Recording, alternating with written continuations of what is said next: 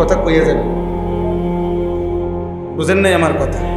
ছেলেরে বলেন পুত, আমি মৃত্যুর মুহূর্ত বলে গেলাম, আমি তোর উপরে অসন্তুষ্ট, এবার দেখি তোরে হাসরের ময়দানে কে বাঁচে। যার মা অসন্তুষ্ট, বাবা অসন্তুষ্ট, ওই বাঁচবে কেমন হাসরের ময়দানে? যুদ্ধ করেন,